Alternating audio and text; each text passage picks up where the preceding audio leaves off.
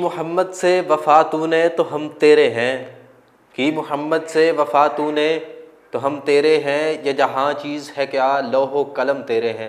السلام علیکم ناظرین، پروگرام بہار رمضان میں خوش آمدید۔ میں ہوں آپ کا ہوسٹ حمزہ یاسین اور میں ہوں نایاب گیلانی۔ ناظرین، آج 16 رمضان المبارک ہے، یعنی کہ مغفرت کے عشرے کا آج چھٹا روز ہے، اور 16 رمضان المبارک اس لیے بھی اہم ہے کہ 16 رمضان المبارک فتح مکہ کا دن ہے۔ 16 رمضان المبارک کو مکہ مکرمہ فتح ہوا تھا۔ اب مکہ مکرمہ کی فتح سے ہمیں یہ درس ملتا ہے مستقل استقامت کا، بردباری کا، شجاعت کا۔ آپ صلی اللہ علیہ وآلہ وسلم نے جب عام معافی کا اعلان کیا تو اس سے ہمیں فراغ دلی، رواداری اور وسعت نظری کا درس ملتا ہے۔ آپ صلی اللہ علیہ وآلہ وسلم نے اعلان فرمایا کہ تم سب لوگوں کو آج معاف کیا جاتا ہے، یعنی کہ وہ شخص جو حضرت ابو سفیان رضی اللہ تعالیٰ عنہ کے گھر میں داخل ہو جائے اسے بھی امان ہے۔ حضرت ابو سفیان رضی اللہ تعالیٰ عنہ اسلام قبول کرنے سے پہلے بڑے دشمنوں میں شمار کیے جاتے تھے۔ اور فتح مکہ کے بعد ہمیں یہ سبق ملتا ہے، آپ صلی اللہ علیہ وآلہ وسلم نے سورۃ الحجرات کی وہ آیات تلاوت فرمائیں جن کا مطلب کچھ اس طرح ہے کہ ہم نے تمہیں ایک آدمی اور ایک عورت سے پیدا کیا، پھر تمہارے درمیان قبیلے بنا دیے تاکہ تم ایک دوسرے کی پہچان رکھ سکو، اور تم میں سے بہتر وہ شخص ہے جو تم میں سے زیادہ پرہیزگار ہے۔ تو اسی کے ساتھ اپنی رمضان ٹرانسمیشن کا باقاعدہ آغاز کرتے ہیں تلاوت قرآن پاک سے، اور اس کے لیے ہمارے ساتھ موجود ہیں قاری محمد خلیل اسماعیل۔ اعوذ باللہ من الشیطان الرجیم،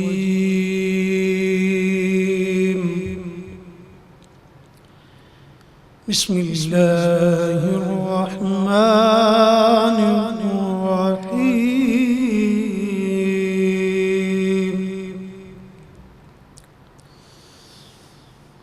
والتین والزیتون وطور سینین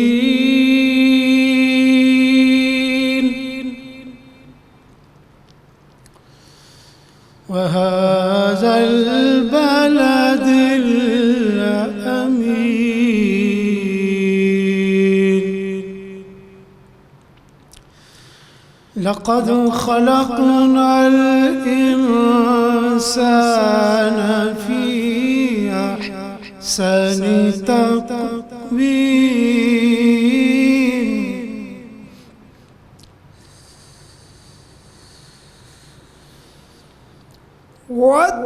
والتين والزيتون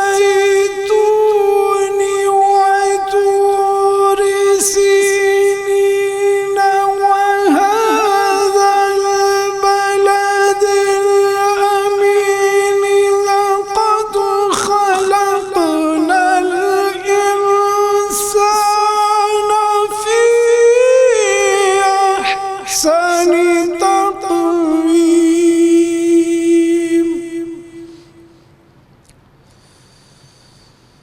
ثم رددناه أسفل سافلين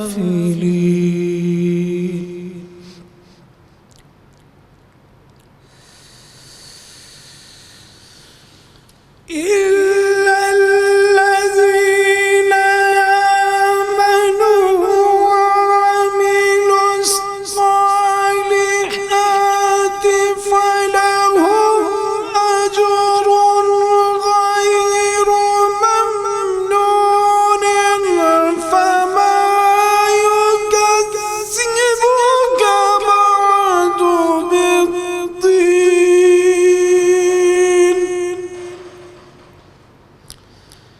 أليس الله بأحكم الحاكمين صدق الله العظيم۔ جزاک اللہ۔ جزاک اللہ۔ 16 رمضان المبارک کے حوالے سے نایاب آج کیا خاص ہے آپ کے پاس؟ حمزہ، جیسا کہ آج فتح مکہ کا دن ہے تو میں فتح مکہ کے حوالے سے ایک واقعہ شیئر کرنا چاہوں گی۔ جب فتح مکہ کا اعلان ہوا تو نبی کریم نے فرمایا کہ جو شخص ابو سفیان کے گھر میں داخل ہوگا اسے امان ہے، جو شخص اپنے گھر کے دروازے بند کر لے گا اسے بھی امان ہے، اور جو شخص مسجد الحرام میں داخل ہو جائے گا وہ بھی مامون ہے۔ اور اس کے بعد جیسے حضور پاک وادی طوبہ میں داخل ہوئے تو آپ نے اللہ کے حضور سر جھکا دیا، کیونکہ اللہ تعالیٰ نے آپ کو فتح مکہ سے نوازا تھا۔ اور اس کے بعد آپ نے بیت اللہ کا رخ کیا اور خانہ کعبہ کے گرد 7 بار طواف کیا۔ طواف کے بعد آپ نے عثمان بن طلحہ سے خانہ کعبہ کی چابی لی اور خانہ کعبہ کے اندر اور باہر جو بت پڑے ہوئے تھے انہیں توڑنے کا حکم دے دیا، اور نہ صرف حکم دیا بلکہ خود بھی بذات آپ کے ہاتھ میں جو چھڑی تھی اس سے وہ توڑتے جاتے اور فرماتے حق آ گیا اور باطل مٹ گیا، بے شک باطل مٹنے کے لیے ہی تھا۔ اور جب نماز کا وقت ہوا تو حضرت بلال حبشی نے اذان دی اور سب نے مل کر باجماعت نماز خانہ کعبہ میں ادا کی۔ اسی کے ساتھ بہار رمضان ٹرانسمیشن کو آگے بڑھاتے ہیں اور چلتے ہیں نعت رسول مقبول کی جانب۔ اب میری نگاہوں میں جچتا نہیں کوئی، اب میری نگاہوں میں جچتا نہیں کوئی، جیسے میرے سرکار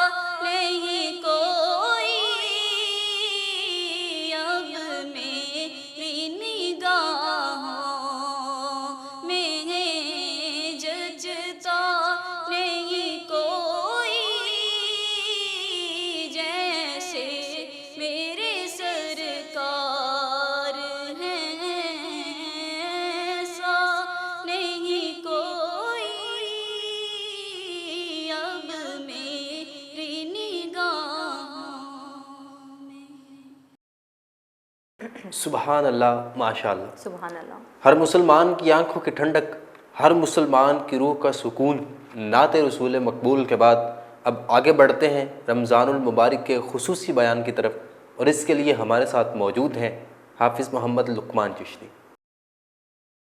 بسم اللہ الرحمن الرحیم۔ سامعین ذی وقار، آج ایک مرتبہ پھر میں ماہ رمضان المبارک کی بابرکت ساعتوں کے اندر پر نور لمحات کے اندر حاضر ہوں۔ محترم سامعین ذی وقار، نبی علیہ الصلوۃ والسلام کو اللہ رب العالمین نے تمام مخلوقات کے لیے نبی بنا کر بھیجا ہے۔ اسی حوالہ سے ایک حدیث مبارکہ ترمذی شریف کی میں آپ کے سامنے پیش کرنا چاہتا ہوں۔ بڑی ہی پیاری حدیث مبارکہ ہے۔ حضرت ابن عباس رضی اللہ تعالیٰ عنہ روایت فرماتے ہیں کہ نبی علیہ الصلوۃ والسلام کی بارگاہ عالیہ ہے، ایک یہودی نبی علیہ الصلوۃ والسلام کی بارگاہ میں حاضر ہوا۔ حاضر ہو کر کہنے لگا کہ میں کس طرح یقین کروں کہ آپ اللہ کے نبی ہیں۔ حضور علیہ الصلوۃ والسلام آپ نے قریب دیکھا تو قریب جو ہے وہ ایک کھجور کا درخت جو ہے وہ لگا ہوا تھا۔ حضور علیہ الصلوۃ والسلام نے فرمایا، اگر یہ جو قریب کھجور کا درخت لگا ہے اس کے ساتھ ایک کھجور کا گچھا ہے، وہ گچھا اگر اتر کر کے میری بارگاہ میں آ کے اللہ کی وحدانیت کا اعلان کرے اور میری رسالت کا اعلان کرے تو کیا تو یقین کرے گا کہ میں اللہ کا نبی ہوں؟ اس نے کہا جی بالکل ٹھیک ہے۔ نبی علیہ الصلوۃ والسلام نے اس کھجور کے گچھے کی طرف اشارہ فرمایا۔ اب دیکھیے، سنیے اور روحانیت سے بھرپور یہ لطف لیجئے گا کہ نبی علیہ الصلوۃ والسلام نے اس کھجور کے گچھے کی طرف اشارہ فرمایا۔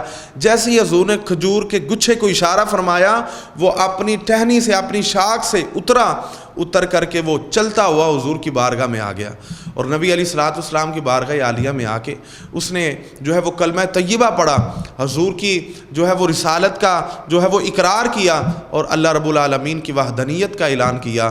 تو حضرات ذی وقار جب یہ اتنی بات ہو گئی تو وہ یہودی کہنے لگا میں ابھی مکمل مطمئن نہیں ہو سکا، نبی علیہ الصلوۃ والسلام کی بارگاہ میں کہنے لگا اب یہی گچھا جو آپ کی بارگاہ میں حاضر ہے اسے کہیں دوبارہ درخت کے اسی جناب والا شاخ کے ساتھ جا کے لگ جائے جس سے یہ اتر کر کے آیا ہے۔ نبی علیہ الصلوۃ والسلام نے دوبارہ اسے ارشاد فرمایا، حکم دیا، وہ کھجور کا جو گچھا تھا وہ واپس شاخ کے اسی حصے پر جا کر لگ گیا۔ اور نبی علیہ الصلوۃ والسلام کا یہ معجزہ جب اس یہودی نے دیکھا تو وہ یہودی بے ساختہ بول پڑا، اشہد ان لا الہ الا اللہ وحدہ لا شریک لہ واشہد ان محمدًا عبدہ ورسولہ۔ اس نے نبی علیہ الصلوۃ والسلام کی رسالت کا اعلان کیا، اللہ کی وحدانیت کا اقرار کیا۔ حضرات ذی وقار بات کرنے کا مقصد اور حدیث مبارکہ سنانے کا مقصد یہ ہے، نبی علیہ الصلوۃ والسلام کو اللہ رب العالمین نے اشجار کا بھی نبی بنا کر بھیجا ہے اور تمام تر مخلوقات کی بولیاں اللہ کریم نے اپنے حبیب علیہ الصلوۃ والسلام کو سکھا کر بھیجا ہے۔ اللہ رب العالمین اپنے حبیب کریم صلی اللہ تعالی علیہ وآلہ وسلم کی محبت کے اندر زندہ رکھے، موت آئے تو حضور علیہ الصلوۃ والسلام کی محبت کے اندر، وما علینا الا البلاغ المبین۔ ماشاءاللہ رمضان کی فضیلت بیان کر رہے تھے حافظ صاحب، تو حمزہ آج آپ کے پاس ہمارے لیے کیا اچھی بات ہے؟ نائب، آج کی اچھی بات میں چونکہ مغفرت کا عشرہ چل رہا ہے تو اسی سلسلے میں آج چونکہ فتح مکہ کا دن ہے تو یہاں سے ایک بہت عظیم درس ملتا ہے کہ آپ صلی اللہ علیہ وآلہ وسلم نے اپنے ان دشمنان دین کو بھی معاف کر دیا کہ جنہوں نے اسلام کو بہت نقصان پہنچایا تھا، خاص طور پہ حضرت ابو سفیان رضی اللہ تعالیٰ عنہ جو بعد میں اسلام لے آئے۔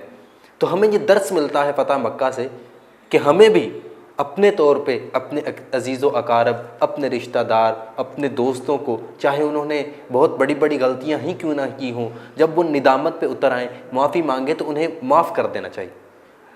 جبکہ ایک بار حضرت محمد صلی اللہ علیہ وآلہ وسلم نے فرمایا کہ تم میں سے بڑا وہ ہے جو پہل کرے، یعنی کہ معافی مانگنے میں پہل کرے۔ تو غلطیاں ہوتی رہتی ہیں، رشتوں میں خلش آتی رہتی ہے، تناؤ پیدا ہوتے رہتے ہیں، تو پہل کرنی چاہیے، آگے بڑھنا چاہیے، معافی مانگنے کے لیے پہلے جانا چاہیے تاکہ آپ اللہ کے نبی کی حدیث کے مطابق بڑے بن سکیں۔ تو اسی کے ساتھ اپنے پروگرام بہار رمضان کے اختتام کی طرف بڑھتے ہیں۔ آپ سے ملاقات ہوگی انشاءاللہ اگلے پروگرام میں، تب تک کے لیے اللہ نگہبان۔